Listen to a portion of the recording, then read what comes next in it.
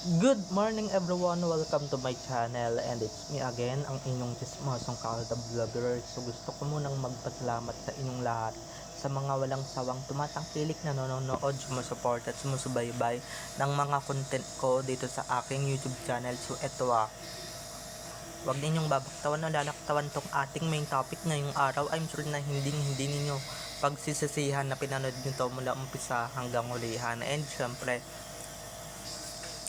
huwag kayo mag-i-skip ng segment buuin nyo to start finish para sa ganun at huwag ninyong kalimutan guys na mag-share, okay? Or i-share tong video natin para mas lalo tayong dumami at mas lalong dumami ang makaalam ng katotohanan. So eto na, dumako na tayo sa ating main topic for today's video.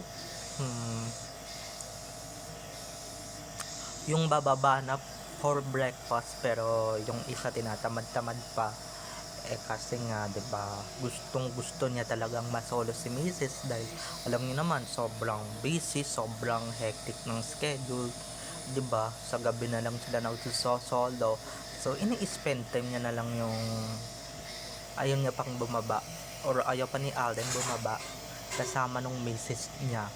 Doon lang sila sa kwarto. So ito na guys, watch this mamaya. Ipapaliwanag ko sa inyo ng buong buo. So eto na guys, watch this.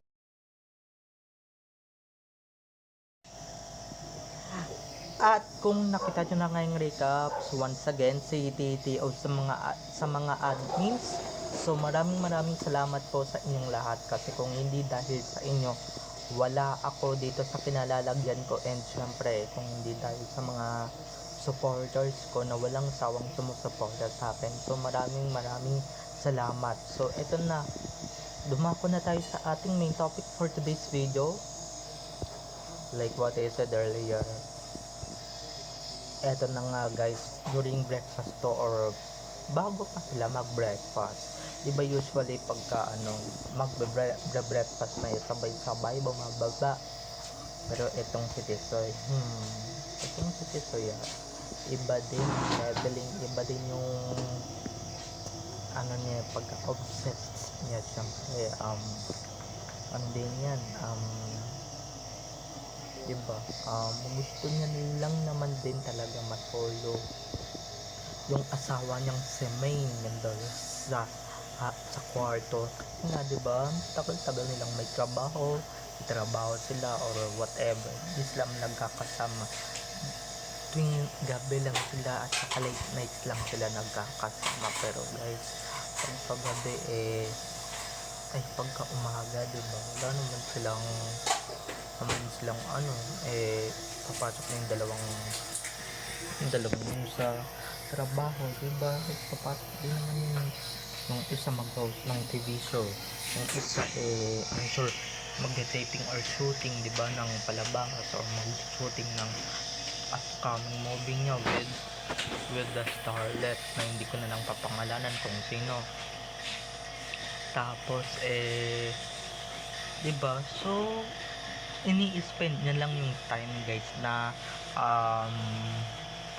o baka umi-style lang si Alden kasi nga diba gusto niya alam niyo na yung ganon, okay, alam niyo na yung ganong issue, yung ganong pag ko ng ulo guys, alam niyo na yon.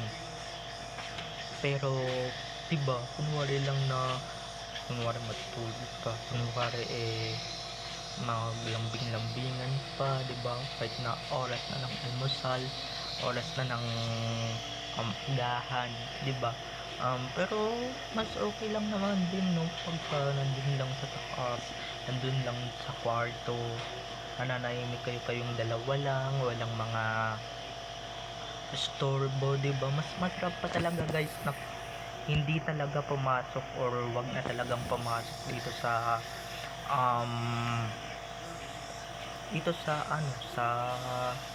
trabaho or mag-spend na lang, mag-quality time na lang, kasi naman pumasok sa trabaho na puro issue, 'di ba? Puro sarswela, puro gulo, puro kaplastikan, puro plastic yung mga tao, 'di ba? Mas okay lang naman din guys na wag na lang talagang pumasok or wag ka na lang talagang pumasok sa trabaho. Pero kailangan eh, 'di ba? Pero ito si Alin ha, kunwari ka pa, gustong gusto mo din naman yung ano na yan, ito nga kasi, mas ayaw niya kasing alam niyo na yun, mga ka-ADN, hindi niya kasi magagawa yung ganong bagay sa baba, kasi nga, may mga balinggits na nakabantay o may mga balinggits na nakabantay, kaya, di ba mas mabuti na lang na nagkulong sila sa kwarto or magkukulong sila sa kwarto para sa ganun, di ba, banta, walang nakabantay, walang nakapuslit na bata or walang nakasilip na bata kung anong ginagawa nila. Pero deep inside naman guys, pagka nung halatang naaano na si M, bumaba na sila. Syempre, no, may isang chance ka pa ha. Pag sinabing hindi na pwede, mamaya na ulit, 'di ba? Or kaya sa gabi na lang, 'di ba? Yung mga ganong bagay, alam kong manggagalaitin na naman dito yung mga basher na sasabihin nila, ba't ko pinakwento yung mga ganitong bagay, ganito, ganito na mga nakakasawa na marinig, nakakasawa na, 'di ba? Hayaan natin silang mag-explode or ma-explode, 'di ba? Hayaan natin sila sumabog sa inggit at hayaan natin sila sumabog sa insecure or sa selos, kasi nga hindi na sila pinagbibigyan ni Tisoy or hindi na sila pinagbibigyan ni Tisoy na kumuha ng access sa kanya or sa misis niya, 'di ba? Or sa mga, kung yung misis niya hinahayaan niya lang or hinahayaan niya ng misis niya na kumuha ng mga fake news siya, guys, hindi niya maa-attempt, 'di ba? Biro ninyo nung nakaraan pabastos na nga yung burol. Tapos ngayon 'di ba? Mas mabuti na lang guys na wag na pamasok or magkulong na lang sa kwarto, doon na lang kayo overtime, 'di ba? Kasi naman pumasok kayo, sasalubungin kayo ng mga issues, sasalubungin kayo ng mga sarsuela sa paligid, 'di ba? Kahit naman hindi naman ikaw yung nasa picture, papalabasin nilang ikaw yung nasa picture or palalabasin nila na kasama mo kahit hindi naman, hindi ba? So, yun na nga mga calibration ha. Minsan talaga no, eto nga, nagbiro pa si Alden no. Balik tayo sa ating top. Nagbiro pa nga si Alden na keso ayaw niya bumaba dahil ayaw niya doon, hindi niya makikis or hindi niya maano ng malaya si Meng, yung misis niya. Diba? Ito talaga si Tisoy nagiging nagiging balawra na, bas na kasi nga, 'di ba? Pwede naman paggabi, 'di ba? Pwede naman pagka middle of the night or night after, 'di ba? Kasi naman kaysa